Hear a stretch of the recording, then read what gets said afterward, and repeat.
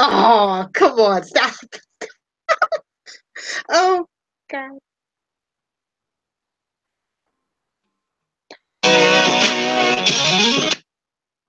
I quit.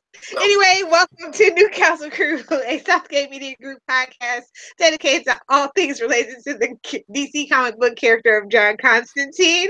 It is a mess here already, but of course it's Wednesday night at 10 o'clock. What could you expect? So, I am Lilith, and joining as always is... It's Phil. Number 6 of Constantine. That's right. Okay, time out already. So you look at the cover and you think, well, yeah, Constantine has screwed over a lot of people. He's got some comeuppance to come to. But really, we're only dealing with one guy? Shenanigans! I call shenanigans on the cover. That New 52 era. I thought we were over the cover shenanigans of, you know what I mean? Of being, it was supposed to be an accurate depiction, and they just went back to the whammy. The cover shenanigans, the advertising shenanigans. Remember Forever Evil? And they tried to make you think it was Katma Tui coming back, Jon Stewart's wife. But I will say that Forever Evil did give Constantine and Justice League Dark excellent arc, which we will get to. So, I mean, that came out of that. But Forever Evil was poop. That was one of the poopiest events they've ever had. Well, smacking the New 52, so of course. What can you expect? Let's see. Where are my notes? Let's see. So we're still dealing with Ray Fox as the writer. This one is called Metamorphosis in Extremist. It's in the aftermath of that Trinity Ward's high-end where John was left mortally wounded and having an out-of-body experience. So we pick up back at the joint bar in New York with Lloyd Ortiz, who's in bad shape, but of course better shape than John. He's about to die after last issue. Exactly. John's like, hey, he had told him don't call 911. And he's like, how about I call Santana? And I'm like, yes! But we get a machine. So I like that part. That was pretty cool. Guess we couldn't afford the guest appearance. I mean, what was Santana doing? Nothing. But I guess we're putting emphasis on Sargon the Sorceress at this time. So, you know, we don't want it to be too awkward with two BAMF witches. You know what I'm saying? Mm-hmm. So, Lloyd's panicking, but John's having his little out-of-body experience. Now, episode 1, the guy that he let, be sacrificed. Mm-hmm. And, like, John's trying to... This guy wants revenge, as all spirits tend to do. Mm-hmm. And John tries to talk his way out, but of course it makes the situation worse. And then for some reason we cut to the Swiss Alps with Teneric and Mr. Ian Sargon, and I'm just like, skip! They're gleefully talking about how John Constantine's at the edge of death. And then Sargon's like, I wanted to bring him to the cold flame. But I'm like, sure, that's the only thing that you want from John Constantine. I'm sure. Oh no, you went there. Exactly. So what else happens after that? They send some more people out. The demony thing come to the bar. Demony thing. Yeah.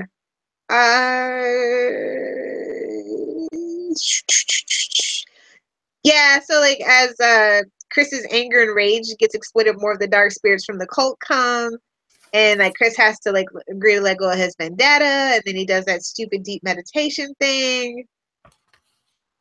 But Chris can't get a handle on it. Nope. So he gets drug away. So that's that. Then Lloyd, like out of nowhere, is surrounded and out of bullets, and the Eliminators are like, if you reload, we will kill you. And I'm just like, oh, how lovely. And who rides to the rescue? Papa Midnight! I mean, come on. If you're a John Constantine fan, you know things get saucy when Papa Midnight shows up. Mm-hmm. That is like the best love, one of the best love-hate relationships in fiction, I think. I love the character of Papa Midnight, especially when he interacts with John Constantine. He's like bare chested, but is the rest of his outfit like snakeskin or something? It looks like the coat, the pants, even the boots maybe are like all like snakeskin. He is from Louisiana now, so it could be gator. New Orleans. Yeah. So yeah, it was just kind of, that was great. It was like I don't know, 15 pages too long to wait for Papa Midnight. I'm just saying, or whatever it was. Then they have a nice talk with John the friendly ghost. I know. So then he's like in the astral plane, and he's explaining that of course, his continuous survival is necessary to defeat the cult. So there's that. So Midnight uses magic voodoo to bring him back to life. And of course, thank goodness, the experience is quite painful because John deserves nothing less. Let's just So at the end of the issue, we kind of find out that Tarnak found the secret room where all the cult weapons and artifacts are being they've been keeping from the cult. So it's just like dun, dun. It's like the biggest dun dun dun, classic mystery whodunit kind of way. I was just like, okay, cheesy. That's what we were going for. That's cool. This issue, I mean, Papa Midnight, like I said, gets saucy when he shows up, but this is the only saving grace of this issue for me. Like, I don't know. I felt like this arc was too soon to do. I mean, I know he sacrificed Chris in the first issue, and it's supposed, like, if you got into Constantine because of New 52, you really are kind of lacking that background. What a SOB he is, and all these things, and the first 5 issues don't even begin to warrant an arc like this. You know what I mean? Yeah, if New 52 is your first exposure, might be like, oh, poor John, the angry ghost is after him. But, like I said, it's issue 1, he sacrificed the kid, so it's like a taste of what he's capable of, but he's done so much worse. So it's like, I don't feel bad for Chris because the real Newcastle crew got it so much worse than he did. Yes. At the end of the day. So it's just kind of like, I don't know, it's like a Constantine fan from back in the day. It's just like weak sauce for me. And that's the problem with New 52. It's just like they try to hold on to some of the past. They expect their reader to not come in fresh, but they wanted readers to come in fresh. So it's only 16 issues. That's why I keep telling myself. We can go. Some of it's good, some of it's great even, but nothing is like fantastic. I mean, because you lack that depth. We can even go back and do some old Hellblazer too. Oh, we are gonna go back and do some old Hellblazer. Don't you worry. Well, it's like, no, you're not gonna give you the good stuff right away. Yeah. Go back and do some Swamp Thing. So we have to finish up Swamp Thing eventually. John's appearances in Swamp Thing. And like I said, on the Wade's World, he also did issue with Teen Titans that we'll get to, I guess, when we do our crossover specials. Do you have that, or did you know that, or? I think you mentioned it before. I don't know if I have it. I don't have to try to find it. It'd probably be kind of hard, honestly. That's what she said. Hopefully. I did really dig the artwork, except for in the astral plane. I felt that those frames were really disappointing. Yeah.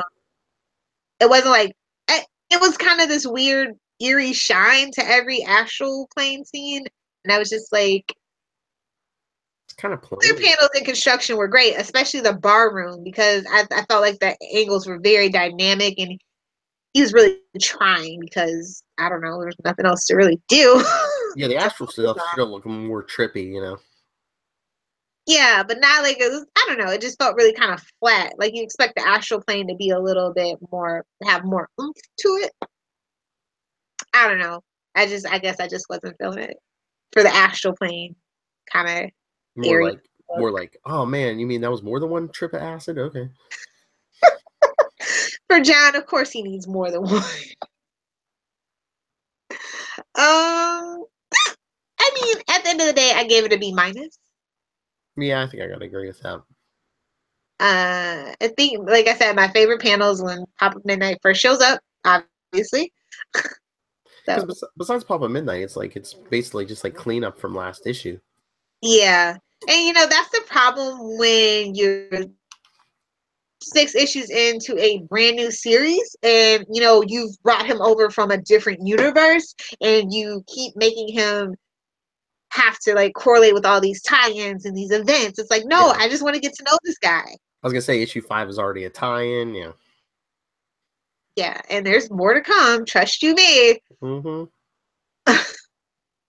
So I don't know. Like I said, at the end of the day, I gave it a B minus. I might be a little bit generous, but core of the story was pretty cool, and it's kind of a callback to old things, Constantine. So I can't be that mad about it. What about you? I agree with you. You're right. I do kind of have a one of my favorite quotes was he's like, quiet you're nothing but a fetch, and Bear knows that you will be stopping by as soon as this cord goes, if it goes. Yeah. That's the best. That is the best. I do love the dialogue. I do feel like they did kind of try to keep that old Hellblazer dialogue, but also treading that teen plus line and not the hardcore, mature, rated M kind of dialogue. So they had a hard road to toe. So they tried. A lot of people knew 52 had a hard road to. If you weren't Aquaman or Green Arrow, I'm telling you, Superman got it bad. Batman got it bad. After Quarter Owls, it is all they like when they canceled Batman Incorporated. Do you know how mad I was? I was like, why? I mean, that was a good Bat book. You could have canceled something. They had like a Batman the Dark Knight. They canceled that book too. I mean, when Batman books don't sell, you got a problem. Exactly. But I'm saying Batman Incorporated was really good and really interesting, and I loved it. And they just that was the DC, get it together. How many years? What year is this? 17. Well, the end of 17. So like what, 6 years? Yeah. Almost 7. Well, they get a little better. They get a little better, and then they go back to the status quo. And that's Constantine is very indicative of the state of DC. His books. They are. But I guess on Constantine related news, I guess Seeley's gonna be doing more Constantine again. I don't know if he just took a break or. Well, he's got some free time, It's not that hard to write a Green Lantern's book. It's really not. Especially with Simon and Jessica. Well, I'm saying it's paper thin plots. I'm assuming that whoever's the editorial director of those characters kind of dish it out, and he just you can. And you saw the preview of that cover I sent you. Who's going to be guest star, I guess, pretty soon? Oh, who was it? The Huntress. Oh, that John Constantine cover. Yeah. I might actually pick up a post New 52 John Constantine issue. And it's written by Seeley, so. See, he knows what we want. He knows how to sneak those Bat fan people in. You know what I'm saying? Now, hopefully we can get Huntress back on Arrow. Those Grayson people.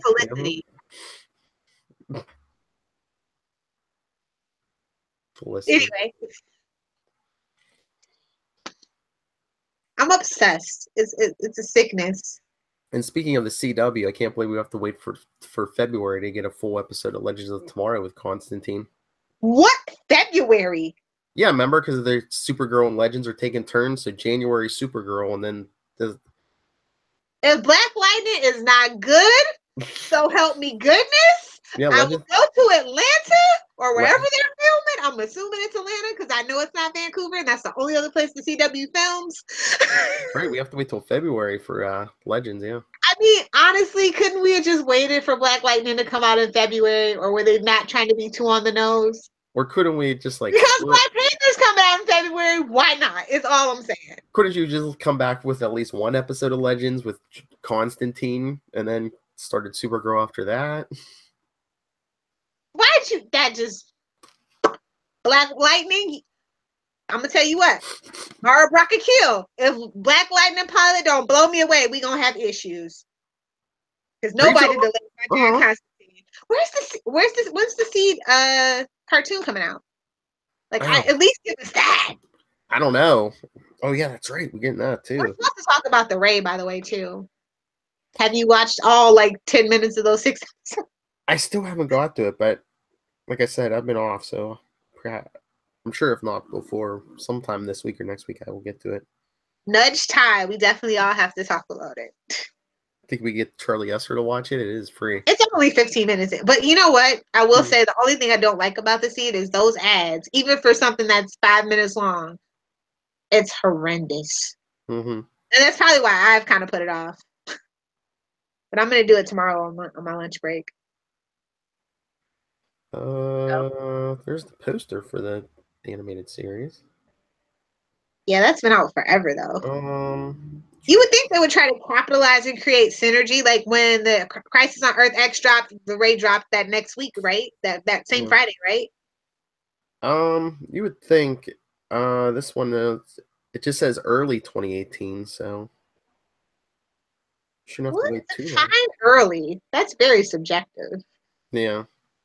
Well, and they also wouldn't want to take focus off the book, the Arrow book that's coming out, which is January 30th. So I would assume it would be probably that February, around that February time. Maybe it is February, yeah, because Legends comes back in February, so maybe that is it. Fingers crossed.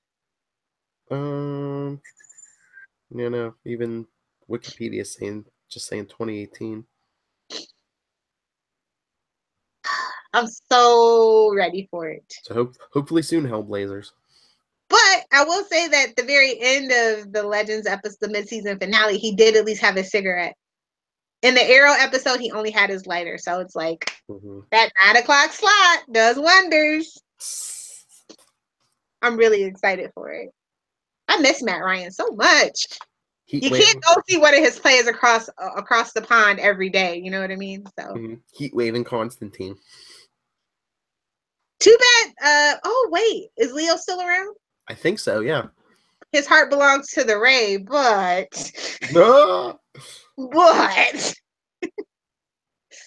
we'll see how that goes. So excited. Anyway, enough rambling. Did we grade this issue? Yeah. Yeah, we did. Okay, we can totally do shameless plugs and get out of here. All right, everyone. I guess I'm doing the plugs, right? If you want. I did do the intro. Okay. All right, everyone. Well, if you want to write to us, it's newcastlecrew@gmail.com. Facebook is facebook.com/Newcastlecrew podcast. @Newcastlecrew on Twitter. And of course, anything Capes and Lunatics, call us on the voicemail 614-382-2737. That's 614-38-Capes. And Lilith Hellfire, where can people summon you? If you need a little Hellfire in your life, you can follow me on Twitter @Lilith Hellfire. I live tweet usually The Gifted and The Flash. So if you live tweet those shows, you know what time it comes on. I ain't got to tell you. For everything else at Adventures in FG, that's Pinterest, Twitter, Facebook, and Instagram at Adventures in FG. And please check out my website, adventuresinfangirling.com, while it's still there. And I usually live tweet. Yeah, Flash, everything. Arrow. No, Flash, Arrow. Sometimes Supergirl. So yeah, follow me on Twitter @NightwingPDP. And subscribe to the podcast and YouTube, and rate, review, and comment on the YouTube videos below. They know the drill. That's right. Hit that bell. Oh, and don't forget to swing by SouthgateMediaGroup.com and click on some of the affiliate links. Bandwidth ain't cheap. Please help keep this network afloat. And that's it. All right. So, don't go wandering into weird bars and picking fights with superheroes, or you can end up with an out-of-body experience.